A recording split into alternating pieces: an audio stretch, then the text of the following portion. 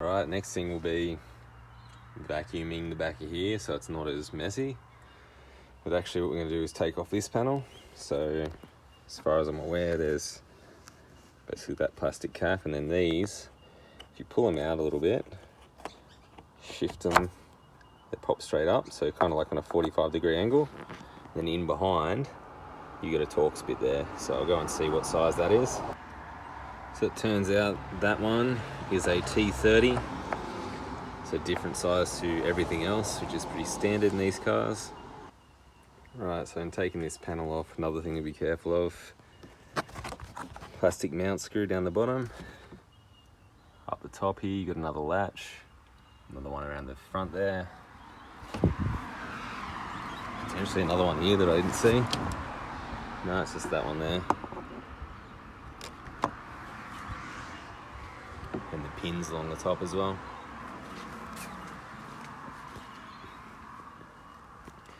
Yeah, the other thing to be really careful of though is the electronics. So the switch panel that's here, you've got the light at the top, your 12 volts, and then down the bottom as well, I think it's the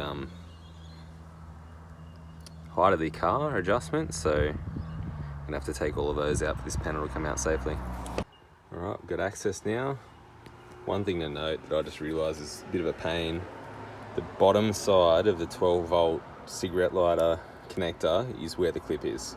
Everything else you can kind of access from the bottom or see it.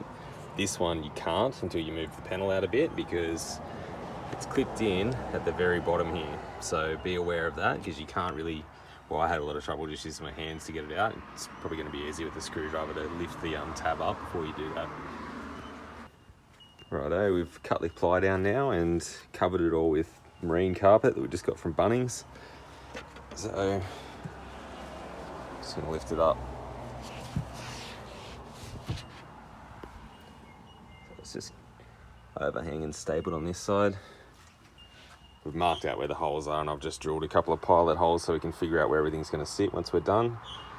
Things to be aware of when you're cutting it, obviously when you're lifting it up, depending on how high you want your false fall to go, your 12 volt socket there is going to stop things. This side, not a lot of things that are going to stop anything, so kind of sits flush along the back here. Being able to keep the 7 seats in at the back, so that's going to provide a bit of more structural integrity. And then the next thing we'll be doing is basically the DC-DC charger will sit in under here. Because we're going to have this false void on this side, we'll be able to just tuck up the wires. This is something I found interesting, the 12 volt that's on the cigarette lighter. So at the moment I've got the back of the door, back of the tailgate open. It's hard to check. Okay, so got no voltage basically. Now I'll just try and set this camera up. Hopefully it'll stay there.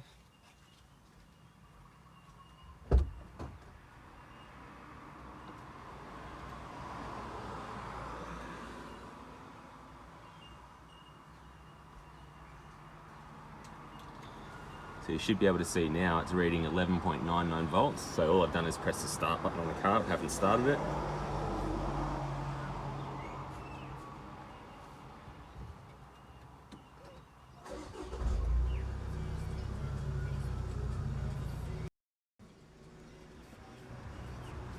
All right, now we've started the car and you can see the voltage starting to climb. Sorry, it's sitting on the compressor so it's shaking footage a bit, but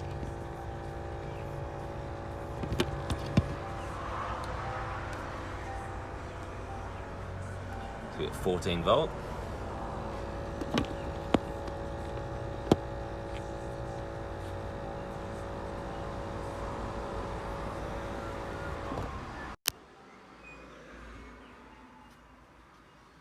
And then this is where it gets interesting. So now we've got 12, it's falling, but it's still on.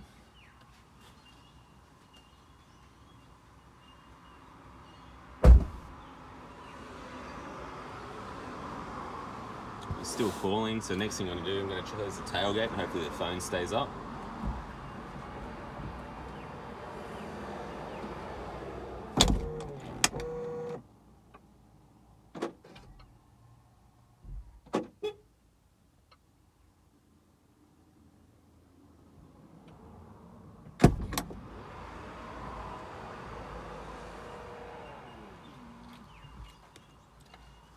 Right, you can see after I locked the car, we've lost all voltage, which is good because what I want to be able to do is the DC-DC charger needs to have they call it either a accessory wire or a low voltage wire. So cars like this one that have a smart alternator, so they don't constantly put out 14 volts or 14.8, or depends on the alternator. Basically they use a system where they monitor load, and the more load, the more current the alternator actually put out to everything to ensure everything runs correctly. So with the new DC-DC chargers, they need access to a wire to know when the alternator is actually running, so when it can draw charge or when it cannot draw charge, and also when to shut off.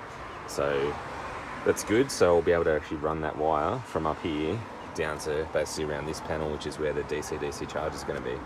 And that wire, for everyone that needs to know, is the purple and orange wire that goes to the back of the 12-volt cigarette lighter. So just putting an earth wire on the crimp for the DC-DC charger. So I've seen this done a few ways. One is people just crimp the wire in here. What I'm going to try is actually use a small heat torch to heat this up enough with a pot of solder in it basically, and then we'll crimp it on after that. I'm just wiring up the DC-DC charger now, and one thing to be aware of is there's all these bolts around in the back of the Discovery, and you'd think, oh, they must all be earths, but have a look at this. So definitely an earth here. You can hear the beep for the continuity. Now this bolt, not all that solid and earth, but down the bottom, it is. So keep that in mind if you're going to be earthing off anything. So that just means that when we put the terminal on, we should definitely try and get it onto the floor rather than relying on the bolt, because as you can see, the bolt's not the best earth, whereas when you get to the floor, it's pretty solid. Conscious of as well is, so I've got another earth that's in the back here. The problem with that is if anything goes wrong, basically what we're going to do is run the wires up and then just straight out through these covers, because they're not used for anything else. But it means that everything that we need access to is actually just going to be on under that false floor, rather than having to take this panel out over here. Now, blue wire's all connected up, so that's going to do basically the low voltage stuff to tell the charger when to turn on, when to turn off. Now, we're using an AGM battery, so for these BCDC chargers, that just means the orange wire doesn't get attached to anything to selecting the profile. So this orange wire is what triggers the BCDC charger to tell it whether you've got an AGM battery, a lead acid battery, a lithium battery if you've got the right model. In our case, we're using an AGM battery, so we don't need to connect this to anything. Alright, we've got the DC-DC charger in now. Just got the multimeter on the battery just to check some things. So car's not on, it's sitting at about 12.8, which is alright.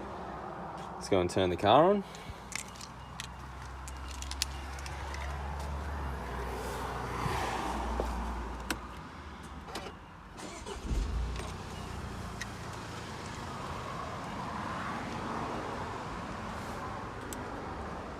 Alright, so what should happen soon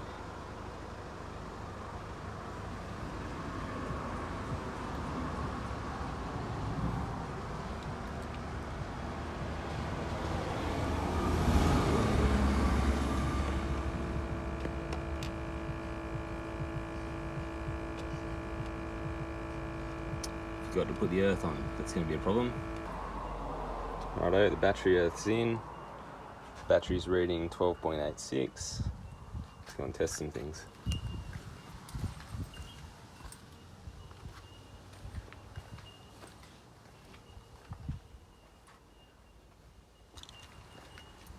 Alright, let's start the car.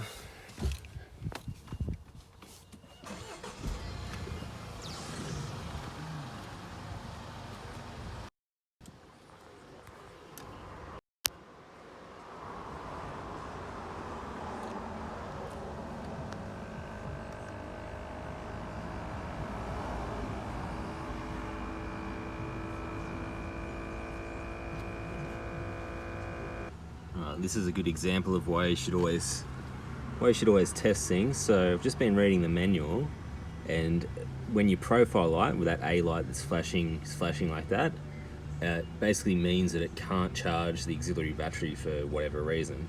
Now, I thought about it for a second. I thought, oh, that doesn't make any sense because everything's connected. All comes back down here. Battery's got 12.8 volts, so it's not too low that it shouldn't charge. But the thing that I forgot, maxi fuse. So I'll pop that in there now and see what happens. Alright, so got the fuse in now, and as you can see down here, profile A is solid, vehicle light solid. Stage just basically means that it's in a charging state, so that's good. So next thing I want to check,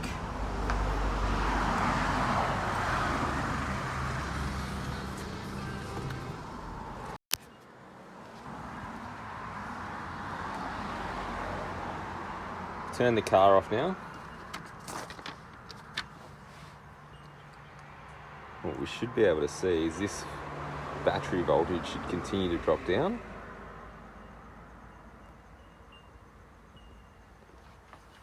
In particular, I believe, I'm not sure because I've never actually wired up a blue wire on one of these before, but I believe the vehicle light at some point should also turn off. So we'll just keep monitoring it and see what happens. Alright, now this is interesting. Just turned the car off, so turned the engine off and then came out here and the vehicle and stage light was still on. Now, interesting thing with these cars is they don't actually turn everything off until you lock all your doors. So I'm assuming that's just to keep some lights and accessories and stuff running, and that's why this blue wire that comes off the DC-DC charger, that's basically what it does. It senses 12 volt when your accessories are on. Once that's gone, it tells the unit to shut off because it knows that it's not going to get any power to be able to charge.